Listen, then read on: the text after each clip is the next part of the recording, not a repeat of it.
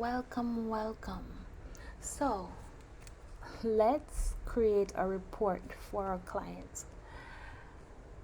Now, we started you from start to finish, getting your clients, sending them their proposals, um, getting their content, how you organize their content. Every month, you are required to give your client a report. A report would be the breakdown of the audit. So the the moment before you do anything to their account, you should have screenshots of their current follower base. You should have screenshot of their current statistics. So when you are comparing now at the end of the month, you can say, hey, I grew your page by this much. I turned these red dots into green. I was able to take one client from a 2-star rating to a 4.5-star rating, things like that. So when we made sales and we did good customer service, I would then go back and message them on social media and ask them, kindly what they thought about the product, what they thought about the service, and they loved it. If they haven't some time, give a review, and so the reviews went up. Things like that.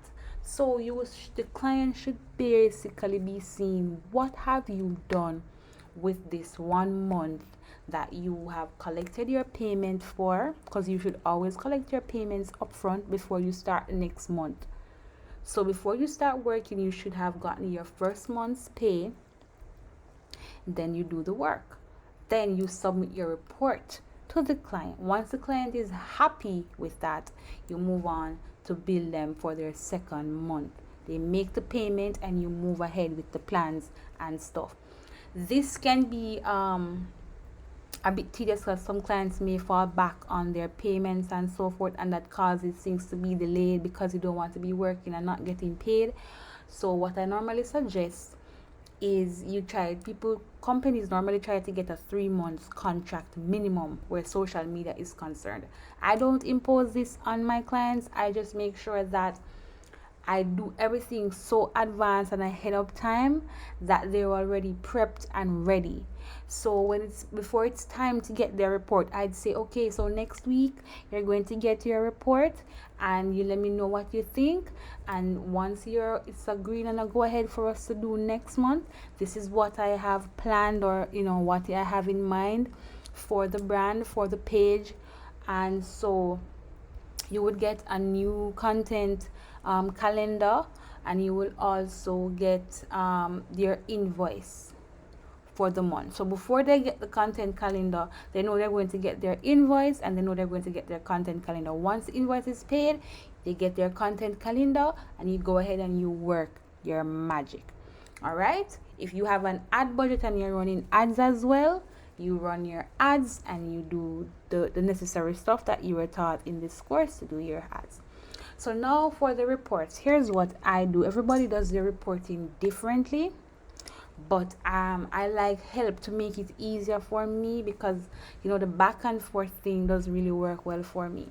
So what I do is I have a blank social media report that I keep for this particular client, right? As you can see, the date, and it's an old report, but it has on the first page, it's all branded with the company and everything, their logo and everything. And that's what I like about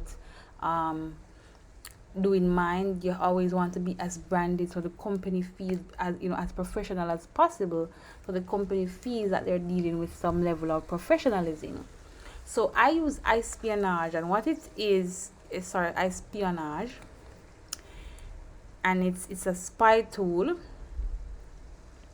right? You can do competitor research, see what's going on your competitors' social media pages. You get a little bit more extra insights that you wouldn't normally get just by looking at a page, and it gives you a nice summary, so you don't have to be like guessing or scrolling through. It saves you a lot of time. No, I have a plan with Espionage, so I just log in, right? And I've logged in. As you can see, this is how it looks, right? and you basically can enter, you know, a keyword or a domain search, and it will give you keywords, competitor alerts, you know, stuff like that. So if you want to know what's going on with your competitors, what, you know, I would have Internet Income here as a competitor for argument's sake, and then I can see what they're doing, what keywords they are using. So you can also add those keywords, especially if they're a successful company, a larger company than your client.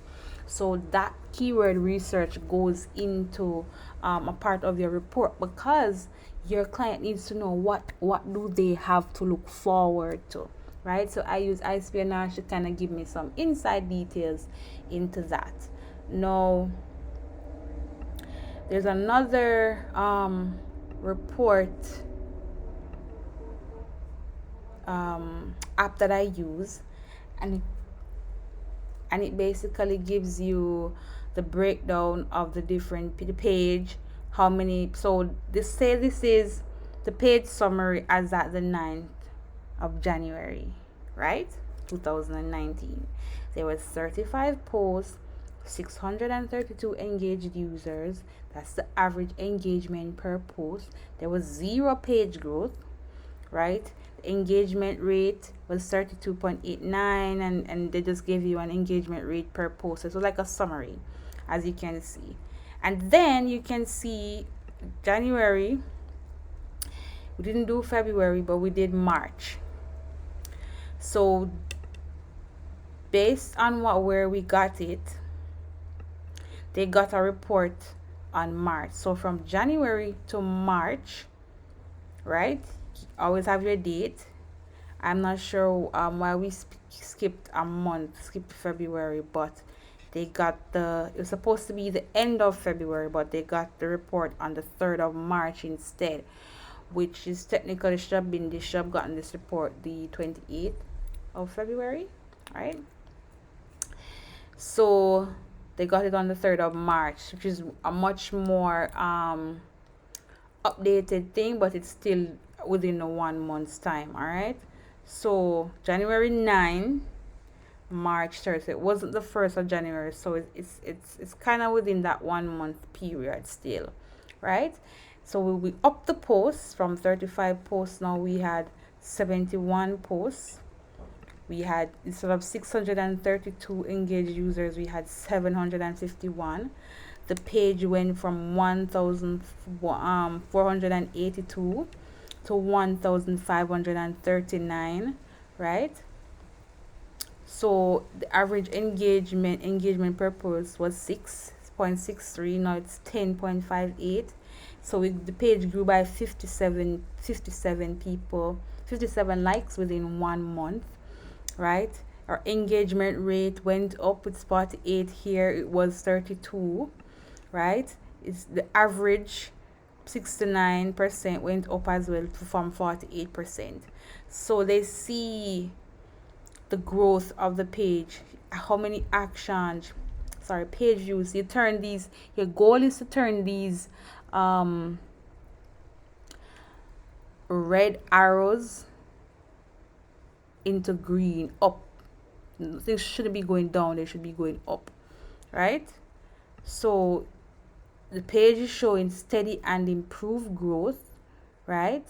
Responsiveness has gone up, with engagement has gone up by 17%, 8%, right? And it was going on, and it's like February 24th to March 2nd. This is what you're looking at. So the dates are always there, so the client can always verify. This is a little bit less than it should be, because it should say January 9th to March 3rd on these. So the statistics may be a bit off. It should be more, but that's okay. You guys get the point. So post performance, you see the best posts, how they did. 122 engagement. It's a photo, had 73 reactions, no one commented. Shares, it got shares, and so on. And you see the other posts and how they did. Come over here, you'll see post engagements have gone up with more organic interest in the page. So we're reaching more people. People are gaining interest in the page, right? And then the next thing we do, okay, significant decrease in abandoned carts. So when we just took over, right, or their checkout rate was 40%. So people were going to their store and not paying, and they just put things in their cart and left. So that's what we call the abandoned cart. I know many of us have done online shopping and we did that. Put stuff in our cart and then for some reason got distracted. For some reason something happened. Maybe you realize you don't have the money. Something happened and you left those stuff in the cart. We decreased that from 40% to 18%. And this is a Shopify store. So Shopify would have sent us this. And we just say, great, screenshot it and put it in the report. So the client is seeing and it says that's $211.99 more in sales. So we're giving them more money, right? And you can see goal tick. It's ticked because that was one of our goals, to decrease abandoned carts. So it dropped to 18%, right? And then we go now here to say what are our goals now, because you don't want to make this a long drawn out boring report. You want them to see the likes, you want them to see what the quality of what you've been posting and the interest their target audience has in it, and you want them to see you bringing in their money, which was the point of the abandoned cart slide. So you just continue and say, okay, so our next goals now are going to continue to establish this company as a leading company supporting the need for military men and women to protect their hair. So you're just going to say to them, we are going to continue to push your goal and your mission and cement your company as the leading company in this area, right? And then we go again to more goals, even further reduce the abandoned cart. So we want to drop from even 18 to maybe 10, maybe 5 next time until we have no abandoned carts. But we're just going to go even further. We don't want to give them a percentage. We never did in the beginning. So you're not held to a particular standard of percentage. You just say we want to reduce it. So if even next month it reduced by 2%, 1%, it was still reduced, right? The goal now is increase targeting and sales by optimizing our Facebook ads, our content, and our strategy. So they know next month you're going, without going into too much details, unless you have some ideas you want to run by them. This is what we were thinking of doing, and this is what we were thinking of doing. Because remember, you were not paid yet for the next month. You don't want to give away too much and they get somebody else, or they decide to try and do it themselves or something. But you do want to let them know the direction you're heading, because once they make the payment, you will now have to send them over the content plan, the content calendar, which will have all the posts outlined of what's going to go out on what day and what your ideas are as it comes to, when it comes to promotions and all of that, right?